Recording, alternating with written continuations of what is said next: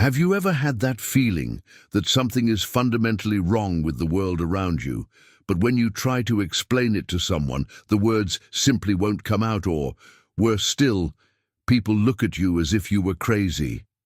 It's that moment when you realize you see things that others can't or don't want to see, and this makes you feel like a stranger in your own life. Perhaps you've noticed how the people around you live in a kind of collective sleepwalking, repeating patterns that make no sense, chasing empty goals, pretending everything is fine when it clearly isn't.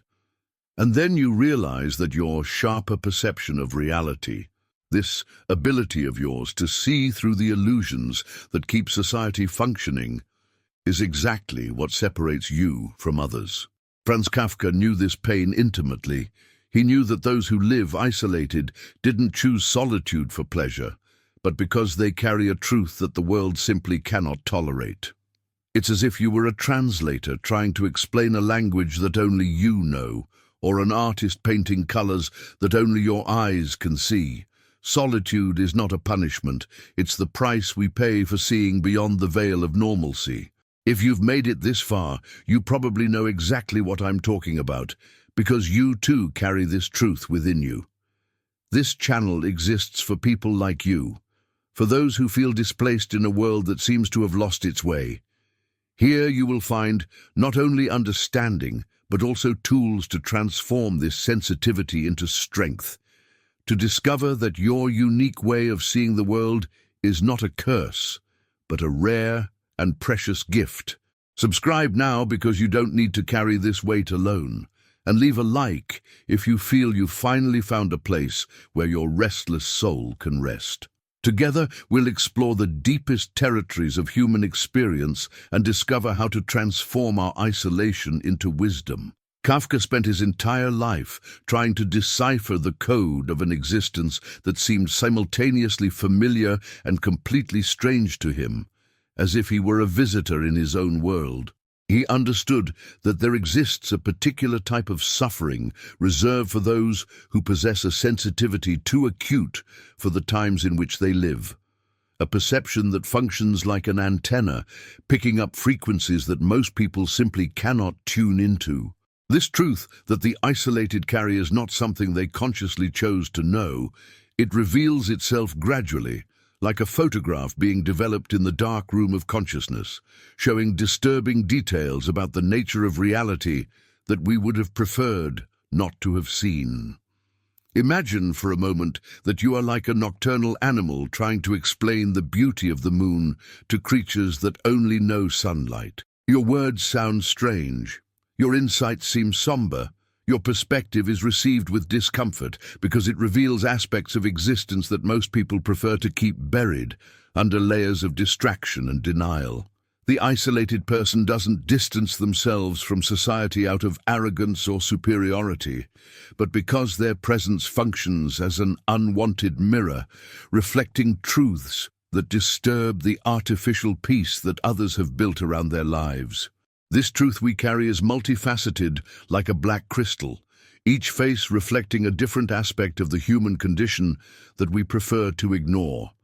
One of these faces shows the frightening artificiality of the social structures that govern our lives, as if we were actors who forgot they were performing and began to believe that the stage is all of reality. The isolated person sees the strings that move the marionettes, perceives the arbitrariness of rules that everyone follows without questioning, recognizes the absurdity of systems that exist only because they existed yesterday and the day before, perpetuating themselves through inertia and fear of the unknown.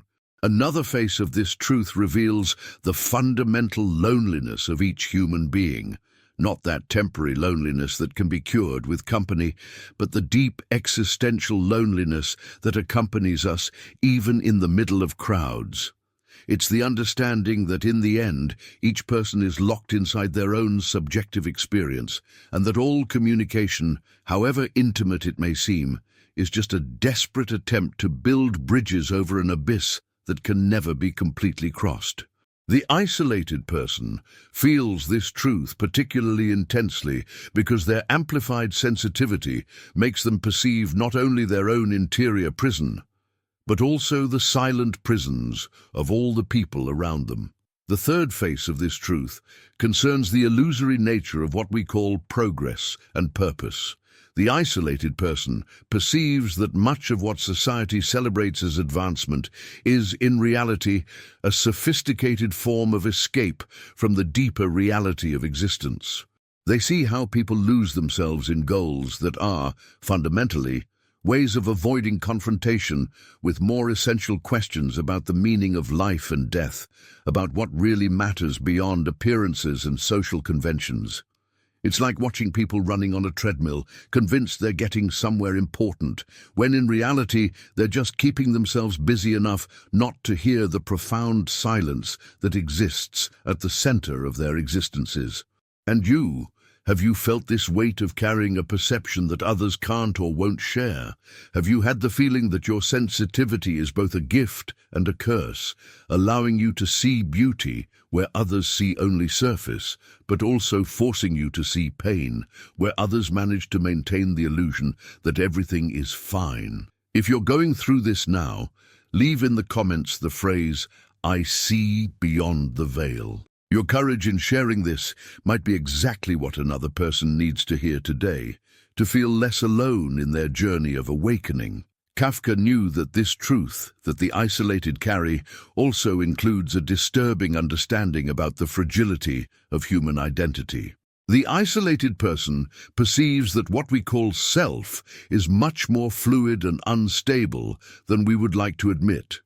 That we are, in reality, a collection of masks and roles that we assume depending on the context, and that beneath all these layers there may be nothing solid, just a void that terrifies us to contemplate. It's like discovering that the house you've always lived in is made of cardboard painted to look like brick, and that the slightest wind can bring it down completely. This perception of the instability of identity also extends to our understanding of human relationships. The isolated person sees how people relate more to the projections they make of each other than to the real people behind these projections. They observe how relationships are often based on implicit contracts of mutual illusion, where each person agrees to see the other the way they want to be seen, as long as they receive the same treatment in return. It's a complex game of distorted mirrors where nobody really knows each other, but everyone pretends to know in order to maintain the illusion of intimacy and connection. The world doesn't tolerate this truth because it is fundamentally destabilizing.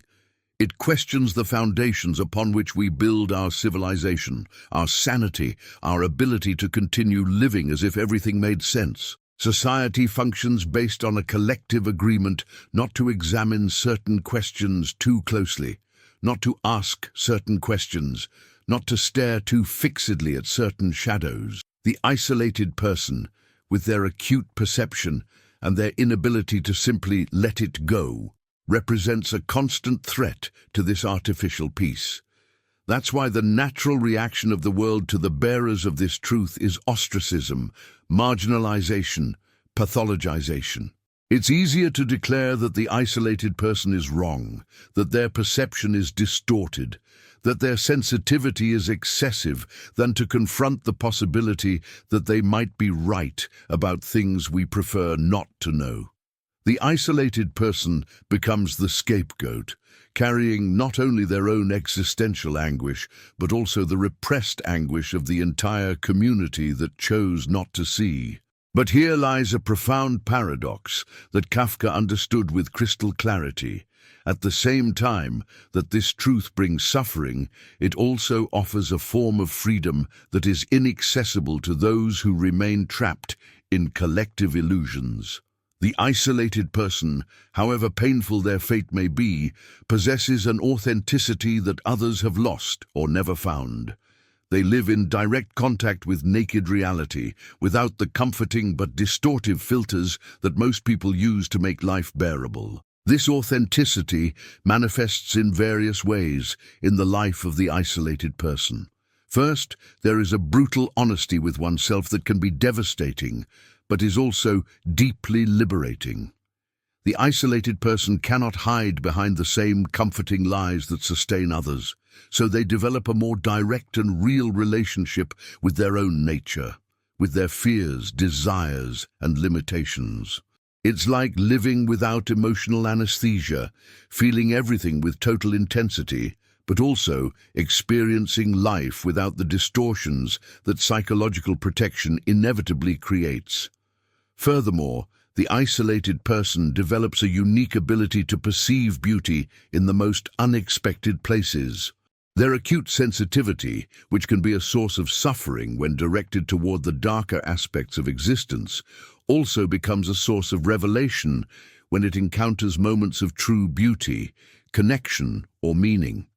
It's like having an extremely sensitive musical instrument that can pick up harmonies that other ears cannot perceive, transforming ordinary moments into transcendent experiences. The isolated person also develops a profound understanding of genuine compassion, not that superficial compassion based on pity or moral superiority, but a compassion born from the recognition that all human suffering has the same fundamental root.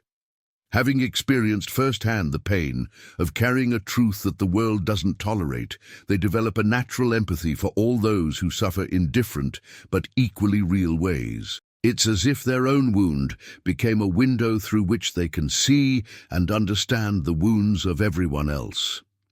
Kafka understood that the isolation forced by possessing this uncomfortable truth also creates unique conditions for spiritual growth. Away from the distractions and external validations that keep most people trapped in superficial patterns of thought and behavior, the isolated person is forced to find internal resources they never knew they possessed. It's like a plant that, unable to grow upward due to external obstacles, develops extraordinarily deep roots that sustain it in ways that plants in ideal conditions never experience.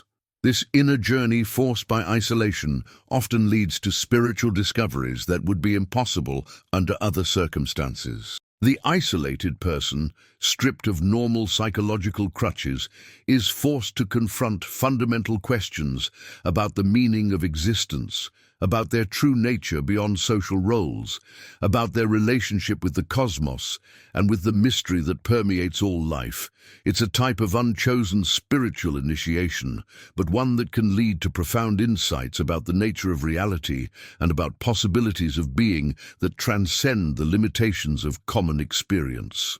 However, it's important to recognize that carrying this truth also requires a special type of courage that isn't always adequately recognized or valued by society. The isolated person lives constantly in the tension between remaining true to their authentic perception of reality and the natural desire for belonging and acceptance. It's a choice that needs to be made repeatedly, day after day, moment after moment. Stay true to your vision, even when it means continuing alone, or compromise this vision in exchange for a more superficial but less lonely connection.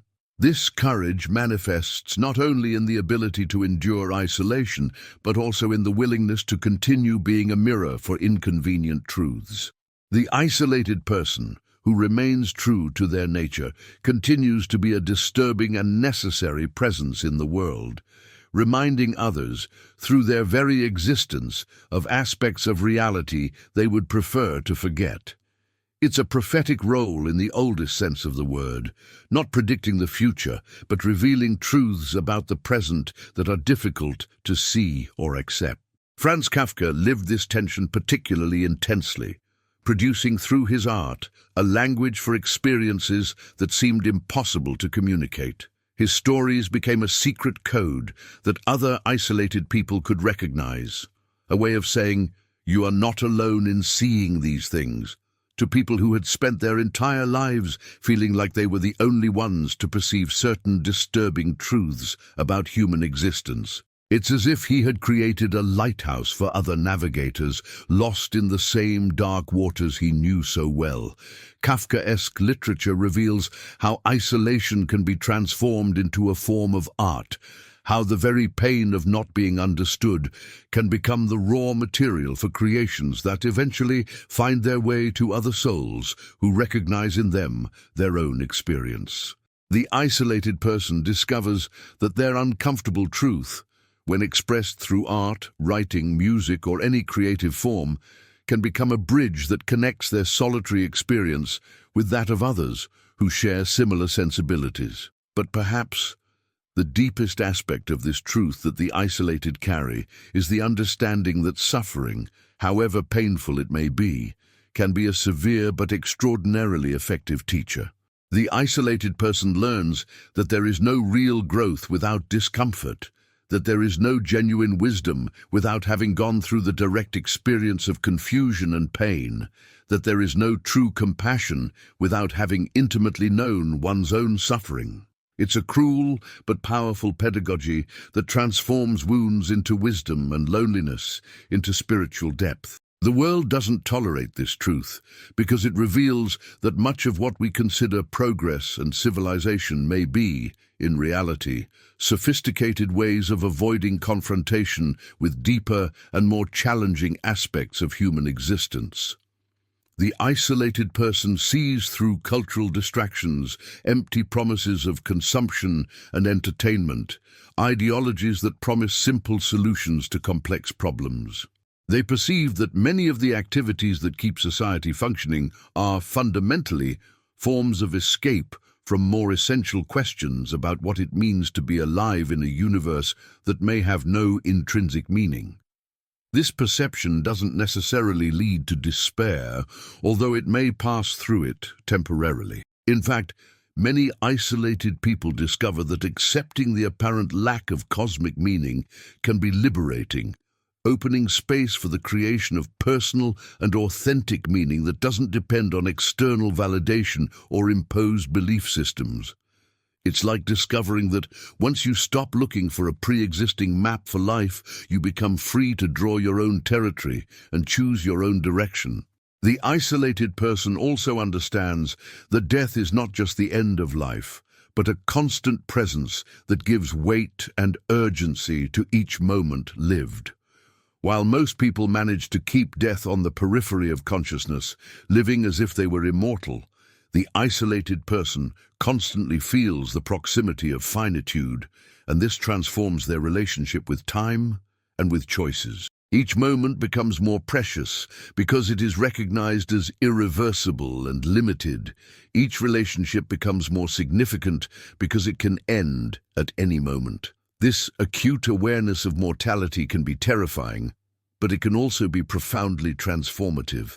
The isolated person doesn't have the luxury of indefinitely postponing important questions, of living as if there were always more time to discover who they really are or what really matters. The constant presence of death functions as a silent counselor that constantly whispers, "Does this really matter? Is this really you?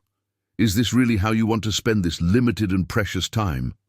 So, if you recognize in yourself this particular sensitivity, this ability to see through the veils that keep others comfortable in their illusions, know that you carry not only a burden, but also a rare gift.